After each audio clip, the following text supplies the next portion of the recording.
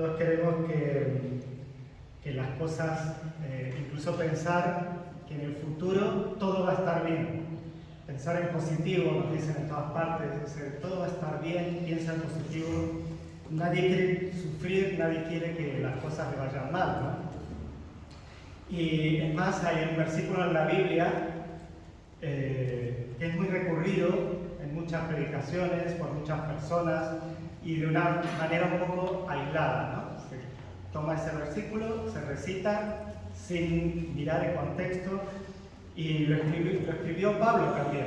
Estamos viendo las cartas de Pablo a los Corintios, y este texto lo escribió Pablo en una carta que le escribió a los romanos. Está en Romanos 8, 28.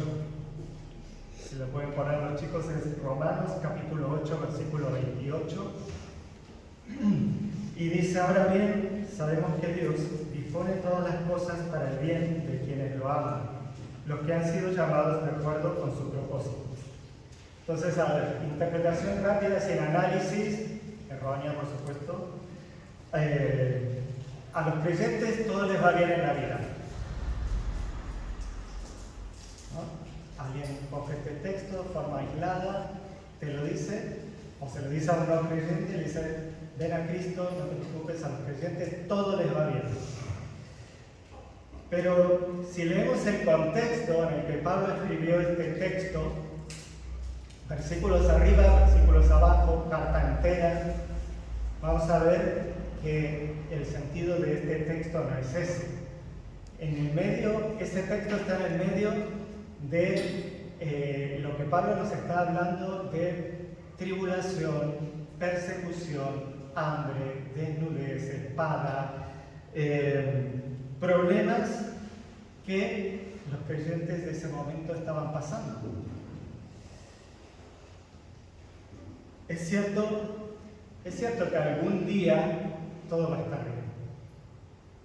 Un día cuando estemos con el Señor. No de la forma que pensábamos, porque tal vez pensamos aquí, ¿no?, en la tierra. Tal vez sí o tal vez no. Pero seguro que vamos a estar bien va a ser cuando estemos con el Señor. Entonces, ¿qué quiere decir que todo nos ayuda bien? Lo que pone este texto, ¿no? Que todas las cosas están dispuestas para que nos ayuden a bien. Según las vivencias que tiene cada uno, algunos pensarán, bueno, están pensando en sanidad para sí mismo o para alguna persona cercana que está pasando por problemas de salud. Otros pensarán en mejorar su economía. Otros pensarán en recuperar a su familia. Otros pensarán en sus familiares no convertidos. Hay un sinfín de necesidades particulares a las que este texto también nos puede llevar a pensar de que van a estar mejor, ¿no? Nuestra tendencia siempre es en un principio pensar en lo material, pero la base de este versículo que nos da Pablo es una base espiritual. Y en este pasaje que hemos leído al principio, Pablo nos cuenta que él está pasando por algo que a él no le gusta, algo que él no quiere, y lo describe como un aguijón en la carne. Y dice que tal es lo que su rechazo por esto, que no lo desea, que no lo quiere, que le pidió 3 veces a Dios que se lo quite. Lo vemos en el versículo 8, ¿no? Este aguijón en la carne, por lo que leemos aquí, es algo que le causaba incomodidad. Dice que él lo sentía como un mensajero de Satanás que lo abofeteaba. Pero aunque esto a Pablo le provocaba sufrimiento, y aunque Pablo había dicho para los creyentes todas las cosas ayudan a bien, Dios le dijo a él que eso no se le iba a quitar. Aunque le causaba sufrimiento, aunque le causaba malestar, aunque le causaba un deseo de quitárselo, Dios le dijo: esto no te lo voy a quitar, en el versículo 9. Entonces, ¿Se contradice Pablo? En Romanos está diciendo todas las cosas ayudan a bien y en 2 Corintios está diciendo que él mismo tenía un problema, que no lo quería, pero que Dios no se lo quería quitar. ¿Será que Pablo no oró con la suficiente fe? Algunos, cuando Dios no nos da lo que queremos, dicen: no, hermano, que no estás orando con fe. ¿Sería que Dios lo estaba castigando a Pablo porque él había sido muy malo antes de convertirse y había perseguido a la iglesia, incluso había consentido la muerte de hermanos en la fe? Había sido una persona muy cruel, muy fanática. ¿Será que Dios lo estaba castigando por eso? No es lo que dice la Biblia. ¿Sería que Pablo todavía no era un buen cristiano? Tenía que esforzarse más. Tenía que esforzarse más para que Dios le concediera favores porque no se los merecía. Entonces, por eso Dios no le quitaba ese aguijón. Y yo les digo que la respuesta a todas esas preguntas es no, con mayúsculas. No es ninguna de esas causas. Y sabemos porque Dios le da la respuesta. Aquí mismo, en este párrafo, Pablo nos escribe la respuesta de Dios. Y sabemos que esta situación le ayudaría a Pablo a acercarse más a Dios, le ayudaría a Pablo en perfeccionar su carácter, y a través de la debilidad Dios iba a manifestar su poder en la vida de Pablo. Por eso le dice: bástate en mi gracia. Todos nosotros pasamos por dificultades. A todos nos pasan cosas. Algunas son más graves, otras menos graves. Pero ¿qué pasa? Que como nosotros las estamos viviendo en carne propia, nosotros las sentimos como muy graves. Tal vez el otro vive una situación peor y lo nuestro le parece nada. Pero nosotros, cada uno de nosotros vivimos nuestros problemas como si fueran los más graves. Porque es a nosotros a los que nos está sucediendo esto. Y hay personas que cuando tienen un problema han abandonado la fe. Porque dicen: si Dios existe realmente y todo lo que yo he hecho por Dios y además yo le he entregado mi vida a Él, ¿por qué Dios permite esto? ¿Por qué no se cumple lo que dice este texto, que a los que aman a Dios todas las cosas les ayudan a bien? ¿Por qué en mi vida no se cumple? Y así como decíamos hoy, ¿será que Dios me castiga porque todavía no soy un buen creyente? Vamos a ver una historia que se encuentra en el Antiguo Testamento, en el libro de Jueces. Es la historia de Sansón. Creo que muchos la conocemos, pero vamos a repasarla para aquellos que no la conocen o que la escucharon en catecismo cuando eran niños o en la escuela dominical y nunca más la volvieron a leer. En el libro de Jueces nos cuenta la historia de este personaje que tuvo un nacimiento extraordinario. Su madre era estéril y Dios se manifestó a ellos y les anunció que tendrían un hijo que iba a salvar a su pueblo de sus enemigos, que eran los filisteos. Ellos estaban siendo acosados por un pueblo limítrofe, y Dios les prometió que este niño iba a crecer, iba a ser hombre y los iba a liberar de los filisteos. Sansón fue dotado con un don de una fuerza excepcional. Pero a medida que él iba creciendo, este don que él tenía y que él empezó a gobernar a su pueblo, ¿no? Tenía poder, empezó a hacer que él fuera un poquito engreído, un poco soberbio, un poco caprichoso también. Y incluso empezó a desobedecer a Dios en algunas cosas. Esta soberbia, esta desobediencia hizo que en un momento sus enemigos pudieran capturarle y llevarle prisionero. Cuando él se vio débil, alejado de Dios, capturado por sus enemigos, en la peor situación de su vida, clamó a Dios, volvió a Dios. Y ahí fue cuando pudo vencer a un montón un número increíble de enemigos.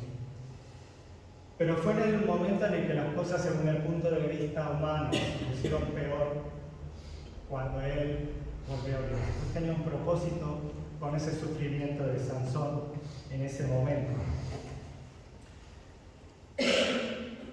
Y así es como podemos aprender que todo ayuda bien, aunque una situación nos parezca mala en ese momento. Algo hay que hace que nosotros nos acerquemos a Dios, algo hay que pule nuestro carácter, que nos hace más como Cristo, que es el propósito de Dios, que seamos cada día más como Cristo. Y aunque nuestro amor por Él es solo una pequeña brisa, ¿no?, ante el vendaval de su torrente, de su amor, que es incomprensible para la mente humana, Él hace que esa brisa cada vez crezca un poco más y que cada vez le amemos un poco más, porque la voluntad de Dios es que le amemos con todo nuestro corazón, con toda nuestra mente y con todas nuestras fuerzas. Cuando Sansón le habían arrancado los ojos, estaba ciego, le habían despojado de su fuerza, lo tenían atado sin que él pudiera soltarse, lo llevaron al templo de un dios pagano, lo pusieron ahí para divertirse y reírse de él. En ese momento fue cuando él clamó a Dios. Y en ese momento fue cuando Dios le devolvió sus fuerzas. Y en ese momento pudo cumplir el propósito de Dios. Pablo también era muy bendecido, como podemos decir, como paralelamente como Sansón, ¿no? Pablo fue usado por Dios de una manera formidable. Una de las evidencias es que estamos usando hoy sus cartas, incluso ahora mismo, para sacar enseñanzas, ¿no? Él escribió varias cartas que aún en la actualidad se conservan y a lo largo de estos 2000 y pico de años fueron siendo usadas para doctrina, para enseñanza. Incluso Dios le reveló misterios que a otros apóstoles no se los reveló y Él los dejó por escrito. Pablo también fue bendecido con poder formar iglesias, fundar iglesias. Tenía personas que le seguían, que eran colaboradores de él. Dios actuó en él en su conversión. Él tuvo un encuentro visible con el mismo Señor Jesucristo, un encuentro sobrenatural, espiritual. Y él nos cuenta que además de todo eso, tuvo una experiencia maravillosa, una experiencia sobrenatural que ninguna persona viva ha podido experimentar, que es estar en la misma presencia de Dios. Y nos dice que nos habla de un tercer cielo. ¿Quiere decir que hay muchos cielos? Lo que pasa es que para los judíos ellos diferenciaban, ¿no? Los cielos. El primer cielo era el cielo atmosférico, donde están las nubes, donde están los pájaros, el arco iris, donde cae la lluvia, lo que los ojos pueden ver, ¿no? Luego estaba el cielo astronómico, que es donde están el sol, la luna, los planetas, las estrellas fugaces, el espacio. Y luego, más allá de ese cielo astronómico, para ellos estaba el cielo, el paraíso, en el lugar donde habita Dios, donde está la presencia de Dios. Es cierto que hay algunas teorías que dicen que este lugar es un lugar también físico, otros dicen que es una dimensión espiritual, pero más allá de eso es el lugar donde está la presencia de Dios, ¿no? Y dice que Dios lo llevó hasta ahí y él vio y oyó cosas que no puede describir con palabras, no los podía escribir. El tema es que no nos cuenta nada, no nos dice qué vio, no nos dice qué oyó, nos dice simplemente que estuvo en la presencia de Dios, nada más. Da poco detalle, ¿no? Así como tampoco nos dice cuál era el aguijón. Dice, tenía un aguijón en la cara, algo que me molestaba, algo que no quería, le pedí a Dios que me lo quite. Mi experiencia fue estar ahí y nosotros hay unas ganas, un deseo de que pusiera más detalles, que pusiera más cosas, pero se ve que lo que él quería que al llegar a nosotros no era todo ese detalle, sino lo esencial, ¿no? Y lo esencial es que Dios buscaba en Pablo humildad.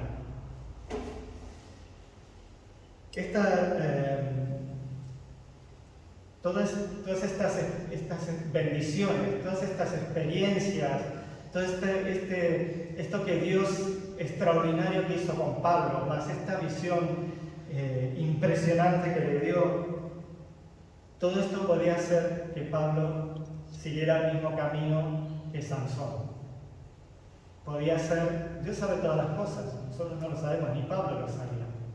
Podía ser que él se ensoberbezca, que él se sintiera más importante, como dice en el versículo 7, ¿no?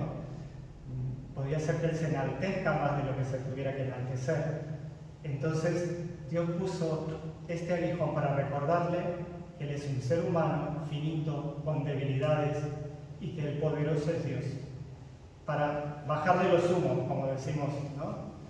Entonces, en definitiva, la enseñanza que sacamos de aquí es que Dios estaba perfeccionando el carácter de Pablo a través de una situación que él no deseaba, que él quería que Dios quite, pero que Dios no la quitaba, para generar en él un carácter humilde. En este caso particular de Pablo. Tal vez en nuestro caso esa situación nos lleve a otras situaciones, a buscarle con todo nuestro corazón, como hizo Sansón en momentos de dificultad. Tal vez también quiere que seamos humildes, o tal vez está buscando perfeccionar alguna otra área de nuestra vida y de nuestro carácter. Porque Dios quiere que cada día seamos más como Cristo, como decíamos hoy, ¿no? Y Dios quiere nuestro bien. Él no es un Dios sádico, malvado, no está buscando que suframos por sufrir, no está buscando nuestro mal. Él nos provee para todas nuestras necesidades.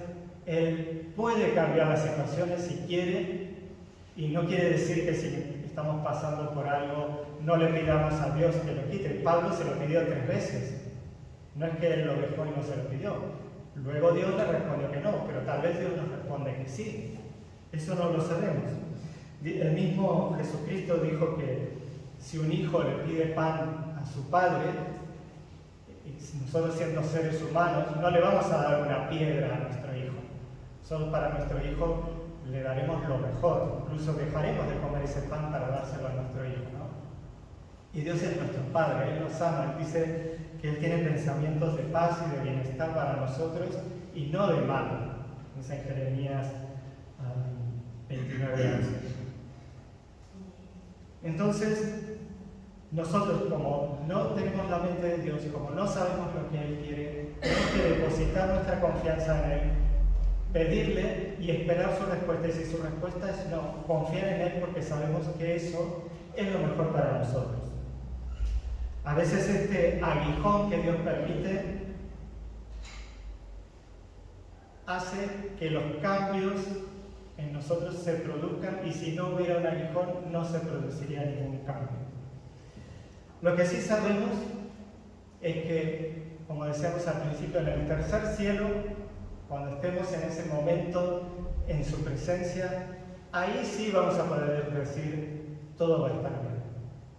Esa es la única afirmación que podemos dar, que si nosotros le hemos entregado nuestra vida a Jesucristo, si hemos confiado en Él como nuestro Salvador personal, si nosotros hemos creído que Jesucristo murió en nuestro lugar por nuestros pecados, que su sangre nos cubre, que Él resucitó. Si nosotros hemos depositado nuestra fe en lo que Jesús hizo por nosotros, un día vamos a estar con Él, porque Él así lo prometió, que vamos a estar en el tercer cielo con Él. Y ahí sí, ya no habrá lágrimas, ya no habrá llantos, ya no habrá problemas, ya no habrá necesidades, porque Dios mismo, su presencia, lo llenará todo. Y para concluir, yo te hago esta pregunta: ¿estás pasando hoy mismo, por una situación difícil en tu vida? Solo tú sabes cuál es, y Dios, porque, como decía, cada uno pasamos por algo. Para cada uno esa situación es de lo más grave, y Dios lo sabe, Dios lo tiene en cuenta. Si amas a Dios, pídele como Pablo que te quite esa situación, que Él intervenga. Pero si Él no la quita, si Él te dice que no, es por algo, es porque te ama, no es para hacerte sufrir por crueldad, es porque algo va a salir de esa situación, porque ese aguijón te está perfeccionando para que le ames más, para que te acerques más a Él, para que tu carácter sea pulido. Y recuerda que un día vas a estar en el tercer cielo, donde todo va a estar bien. Te invito a ponte de pie, vamos a orar.